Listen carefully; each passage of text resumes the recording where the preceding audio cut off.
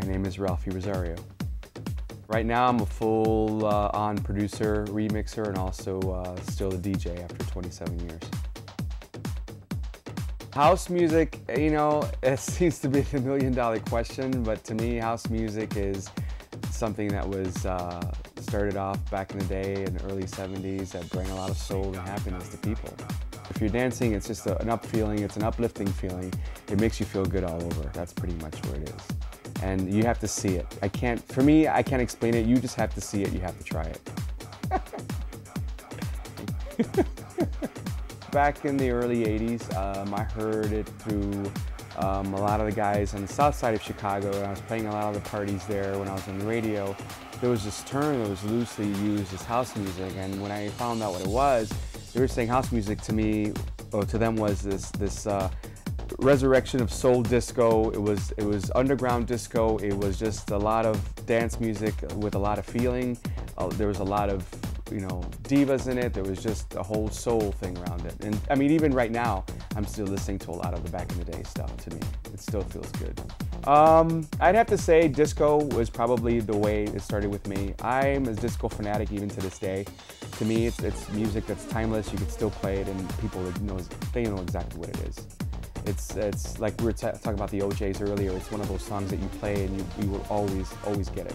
For me, it was disco. My brothers had a salsa band in the 70s, around 76, between 76 and 78.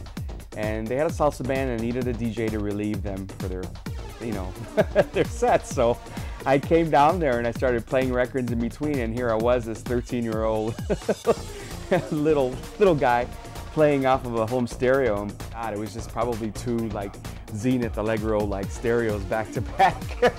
And for a pitch control, I used a little bit of toilet paper in between the the turntable, and it worked great actually. So to me, I wanted to learn how to put it together. I wanted to play. I wanted to be a DJ. And then Julio was a friend of mine who was doing mobile discos at the time, and he was also belonging to this record pool. Naja was a record pool. Don St. James was the pool director.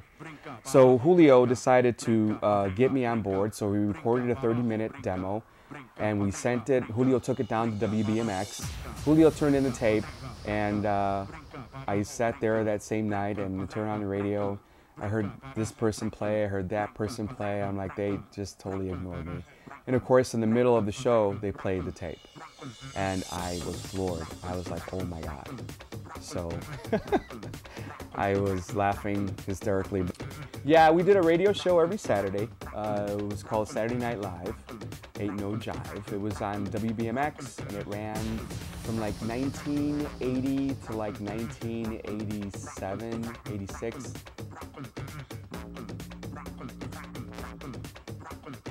For me, it was the elevation of it taking you somewhere. It was like you worked all week. It was a typical scenario. You worked all week, you punched out, you know, you went home and you got ready to go out on the weekend, and that was when you saw your friends, and that was when you felt good about everything, and you got together and you guys enjoyed your time, you know. It wasn't about a drug-infested thing. It wasn't about dying. It wasn't about any of that. It was just about coming together and feeling good and enjoying your friends, your company, and the music.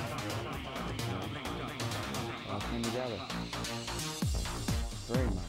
If I won't be DJing in the next 15 to 20 years, I'll still be making records. That's still a very strong part for me. Sex in the clubs. You know, there's a time for that. If there's a dark corner somewhere, sure, carry on. I don't care. If it feels good to you, do it, you know? But otherwise, you know, there's a little bit of everything. In any room, in any city you go to, in any club, there's always a little something. That's the mystery of it, you know? But I think the music is still, to me, what holds it all together. I mean, in my own family. We just do a talk show every week. That's what we do.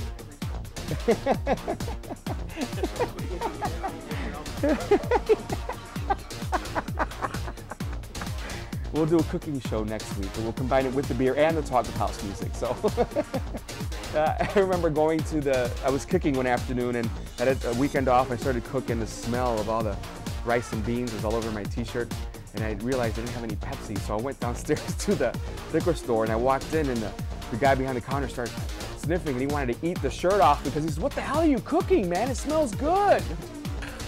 But it's it's love. You put it into, for me, you put it into the music you're making, and you put it into what you're cooking. It's love.